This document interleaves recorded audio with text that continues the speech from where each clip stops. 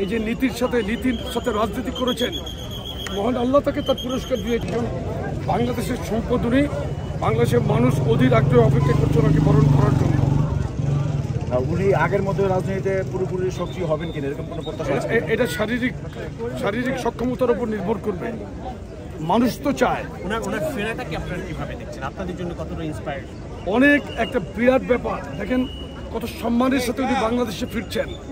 ওনার যে সারা জীবনের যে ত্যাগ তিতিক্ষা, এই যে নীতির সাথে রাজনীতি করেছেন, মহান আল্লাহ তাকে তার পুরস্কার দিয়েছে। জনগণের প্রতি যে তার ভালোবাসা, এই দেশের বাইরে তার কোনো কিছুই ছিল না, ঠিকানা ছিল না, উনি নিজেই বলেছিলেন।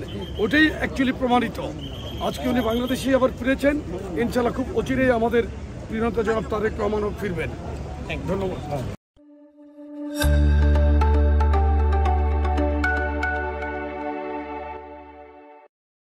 জাতীয়তাবাদী পরিবার আনন্দিত। আমরা সকলে অপেক্ষা করছি যে আমাদের নেতা উনিও দ্রুততম সময়ে ফেরত আসবেন এবং আমরা গণতন্ত্র।